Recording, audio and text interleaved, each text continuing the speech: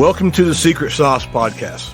This is a show about relationships with staff, with students, with yourself, with building culture in your classroom, your school, your district, and becoming personally developed so that you can be professionally developed.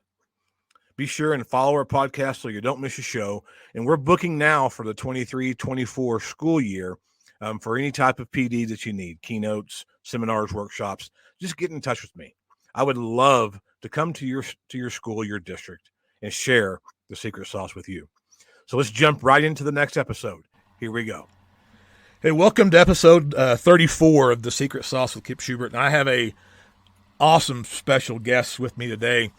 He is Coach Ken Zachary from Kellyville, Oklahoma, Kellyville High School. And I met Ken several years ago when I was working at Sepulpa.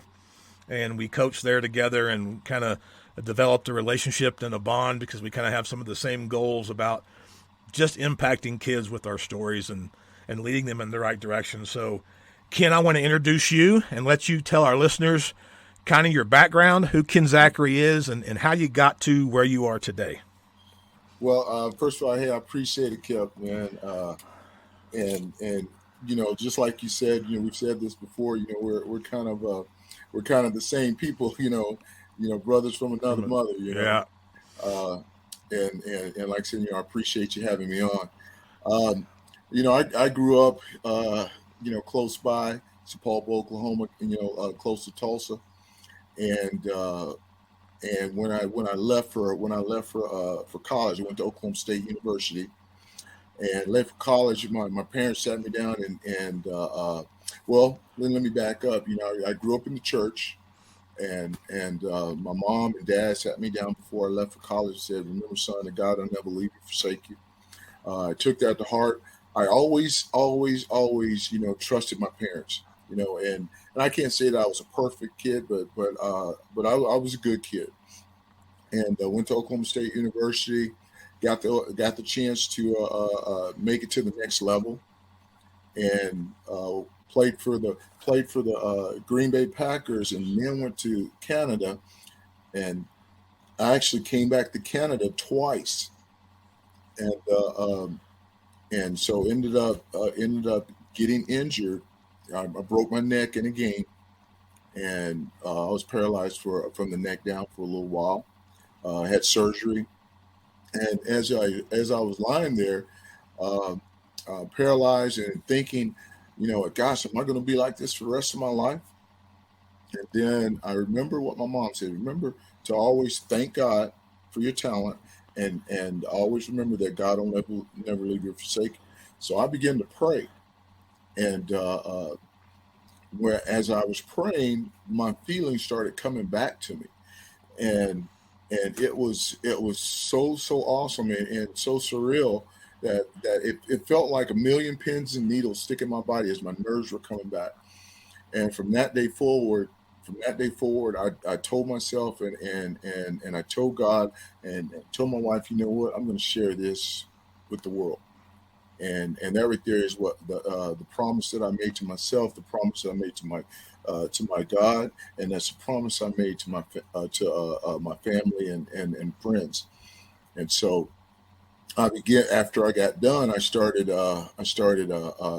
traveling. It took 2 years for me to Power Team came knocking at my door, and you know, these guys it was a ministry based. You know, were guys that, you know, blowing up hot water bottles, running through 2x4s, breaking bricks and ice and bending steel in your teeth, and yeah, it doesn't have anything to do with God, but then again, it does, because we brought people in and we got to tell them about the love of Jesus Christ. And so I did that, the strength ministry for a long time. And as probably I would say it was more like 15 and almost 20 years. And then what happened was my wife started having some health problems, and there the last 15 years, you know, she was traveling with me, and I mean, she was my partner, and then she started having health problems, and then I said, you know what, I can't I can't travel anymore. I have to be at home. And so that's when a friend of mine that was in the school system had always tried to get me. Excuse me, had always tried to get me in the school system, and so he was over at Bigsby, and when he had told the athletic director about me, hey, I think I can get Ken Zachary over here. Athletic director says, I don't want to think about anybody else. That's who I want.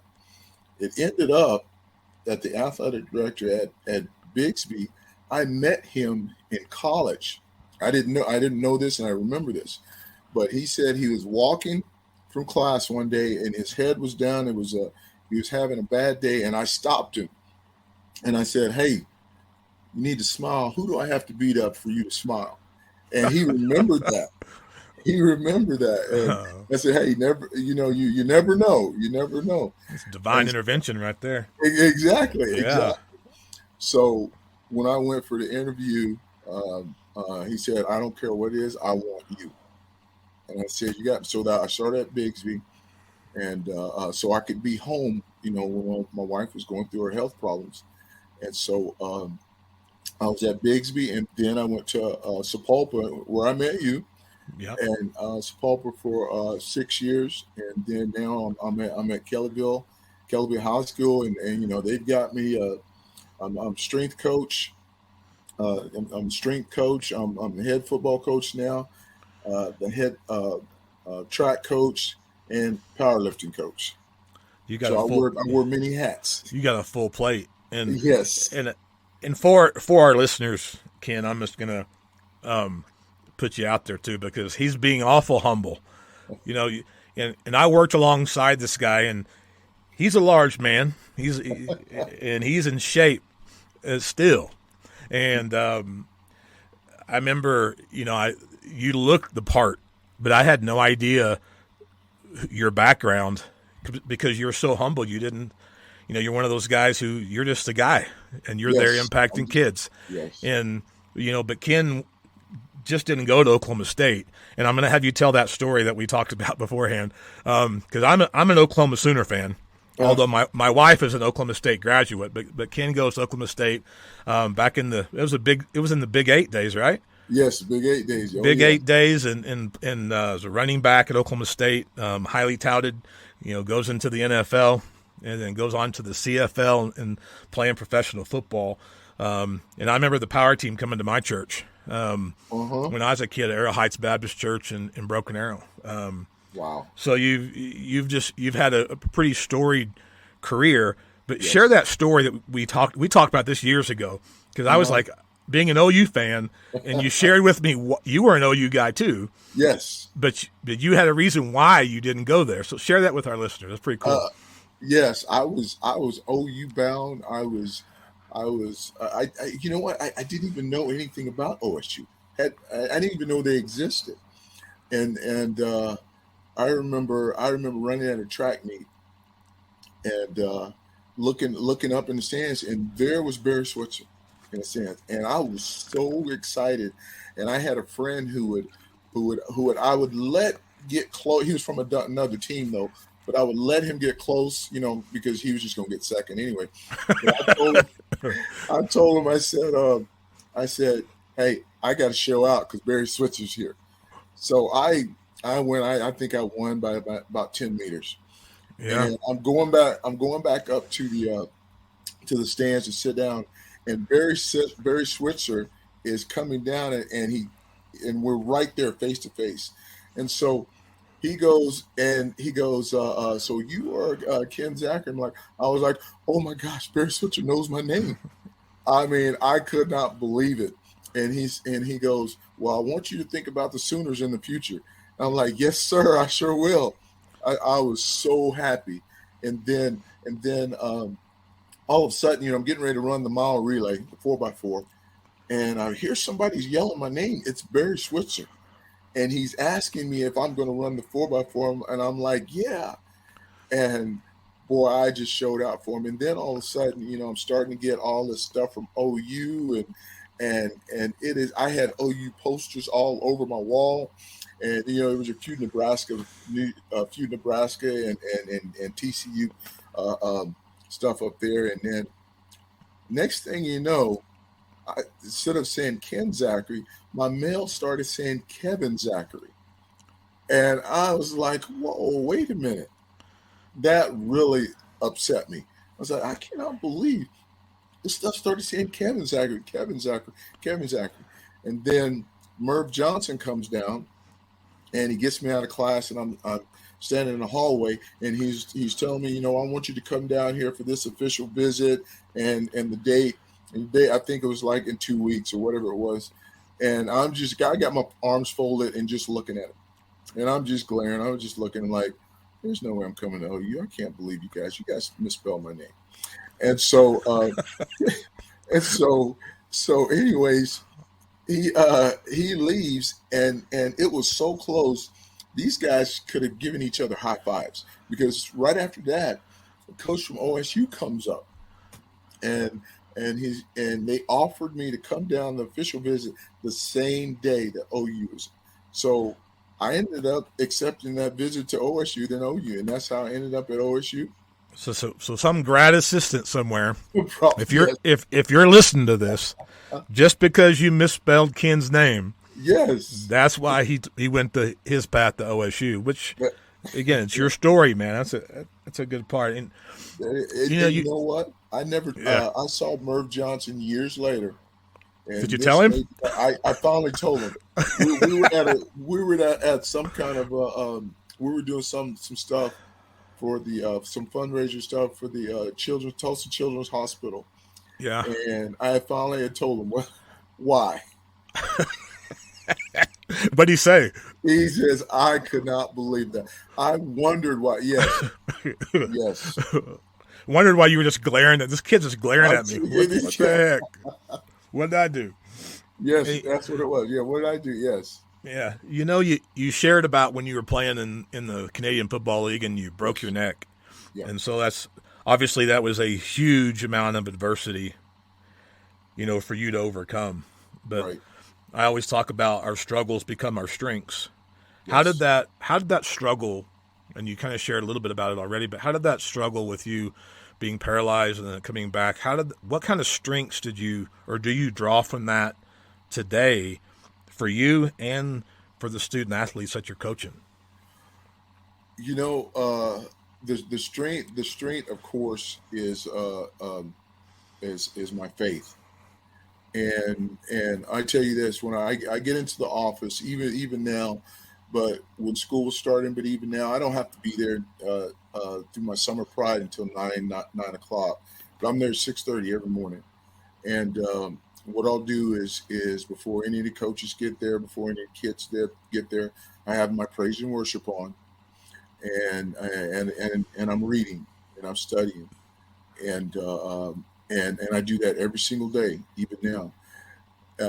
Back then, of course, it was I grew up in the church, had faith, and so that right there is what drove me, and that right there is what I had my strength from, and my parents taught me that, and so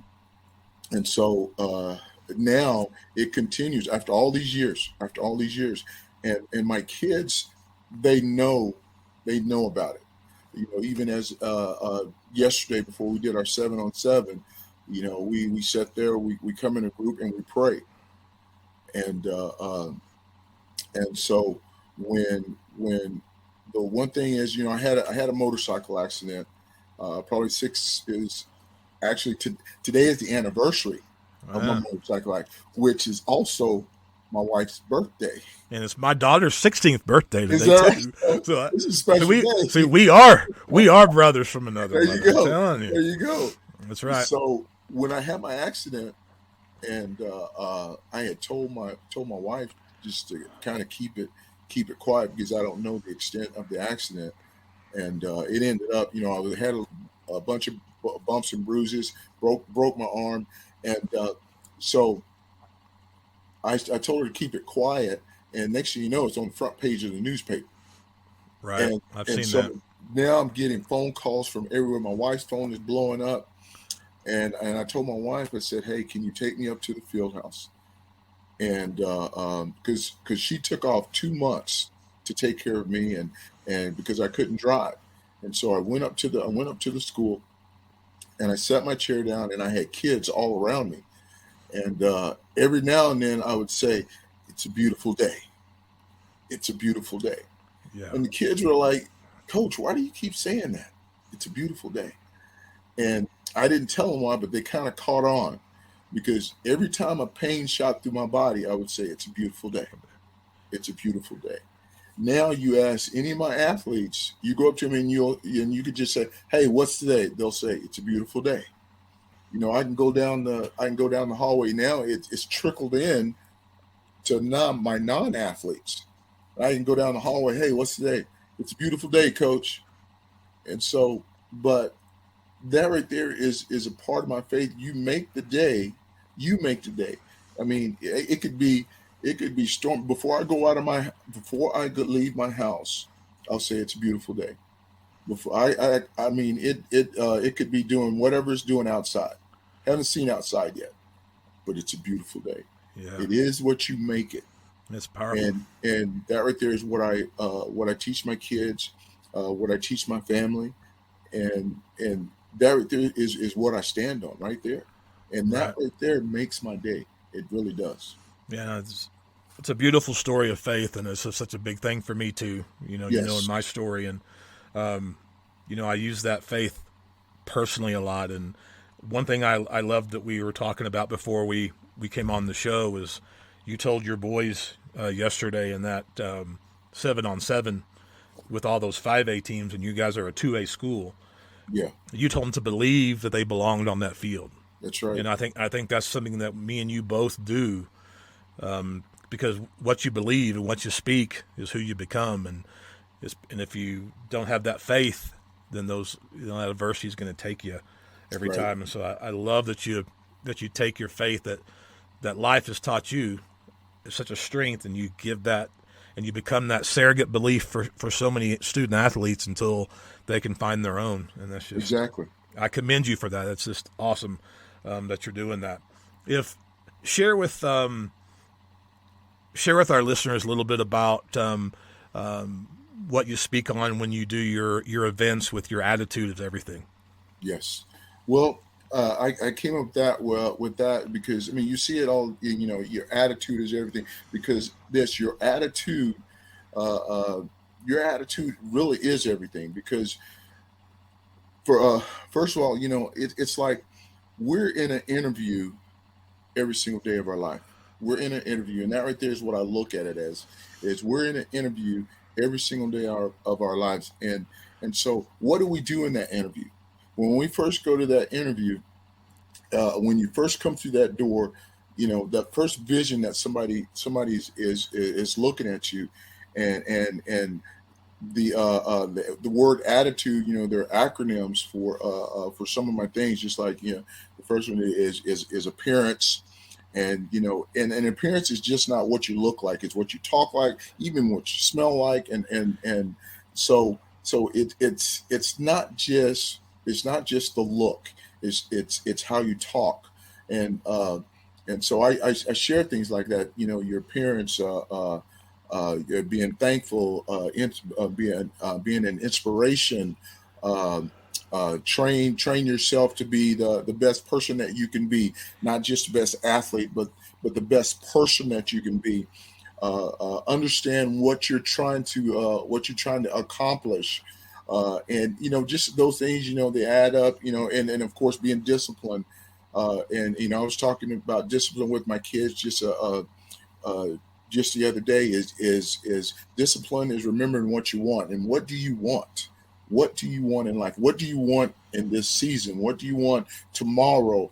And so it's all about attitude and the way you carry yourself, the way you carry yourself when other people are watching. And so that right there is where all of these things came up, and it was when I look at it, and I was looking at some some things about me when I was a kid, some articles, and I was talking about this when I was a kid. I didn't even realize it. I didn't realize it, and so I was looking at this article, and it was like, you got to have the right attitude. And I couldn't believe it. I said, "Wow, I was talking about this when I was a kid." But that just shows you what kind of parents I had too. Yeah. And a lot of kids today, they don't have that. And so when they come, and I know that I have to be an inspiration for these kids, and a father figure for these kids. And I remember, I mean, sports, I mean, you've been in sports all your life too, and Yeah. what sports have taught us. Right. And so and sports have taught us in a positive way, but it all starts with the attitude. It could be a bad attitude, it could be a good attitude, but I want to teach you that good part. Yeah, if if our listeners listening in today want to reach out to you, bring you in to share at their school or their organization or to their athletic department, how do they get a hold of you? You can go to my website with it's at www.kenzachary.com, Okay. and it has all the information there that you can reach out to me and get in touch with me. And we'll leave that in the information in this episode too, Ken, so they can do that. And I would encourage you, if you guys are needing inspiration for your athletic teams, for your school district, for your school community, and you bring Ken in. I've heard him speak, and he has a heart for kids, and he has a heart for just impacting people in a positive way, so he can move the needle, especially for them as people, not just as athletes. Ken, before we close, what is one golden nugget, and I call it our secret sauce, and it's just those are our natural abilities and gifts combined with those lessons in our story, like your faith. Yes. What is the one little nugget of wisdom that you could leave with people listening in, and it's not just coaches, it's teachers in the classroom, it's administrators, in probably any walk of life that they are in. Yes. What's the one thing that you'd want them to walk away with from listening today? Well, one of the things is that I was talking with the kids, and then some of my coaches the other day, and I was talking about where are we going with this? Where are we going with this? And this is something I came up with. It's been about 15 or so years ago, and I said, the FAD, and what those acronyms is: whatever has your focus has your attention. Whatever has your attention has your direction. Beautiful. Whatever has your focus has your attention. Whatever has your attention has your direction. What direction are you wanting to go in? What direction are you wanting to go in? Because if something's in our focus, we start going that way, and it grabs your attention automatically, and you start walking that way. And then it's a direction. You're going in that direction. And it could be a good direction or a bad direction. So you got to think about that. You want to go in a good direction. Thank you, brother. I appreciate it. And Ken, as always, your humbleness inspires me, continues to. And guys, if you want to get a hold of Ken, again, he's not going to share a lot about himself, but college football star, NFL, CFL player, member of the power team, breaking water bottles and bending steel. And I've seen pictures, man. If you want to get a hold of Ken and bring him in, check out KenZachary.com. And Ken, I just appreciate you taking the time to be on the show and to share about your story. And hopefully this will impact at least just one educator or maybe student out there listening. Yes. I appreciate you, Kip, for having me on. I stay in touch with you. I watch you. Yeah. I'm jealous of the pictures you put up all the time. Brother, hey, I'm telling you, it's cold. It was like I had frost on my plants this morning, and it's like, oh my gosh. I don't miss the heat of Oklahoma, but it would be nice if it could get into the 70s a little bit. It's mid-June, So I appreciate you following me, and it's been an honor to have you on. And I look forward to doing this again and hooking up and being able to collaborate and just moving the needle with kids and staff and making a difference. So, Ken, thank you for being on. And everybody, thank you for listening in. We'll see you next time. All right. Sounds good, Kev. This podcast is a proud member of the Teach Better Podcast Network. Better today, better tomorrow, and the podcast to get you there. Explore more podcasts at teachbetter.com/podcasts, and we'll see you at the next episode. Hey, we appreciate you listening to our podcast. Let's connect and impact lives together. Leave me a comment on this episode or find me on Facebook, Instagram, Twitter, YouTube at The Secret Sauce with Kip Schubert. We would be honored if you would share this episode on your social media. Continue to share your story. It matters. Reach back over that mountain. Every educator, every student needs to feel loved, heard, and valued. So dish out that secret sauce and be that Sherpa to guide others to the summit.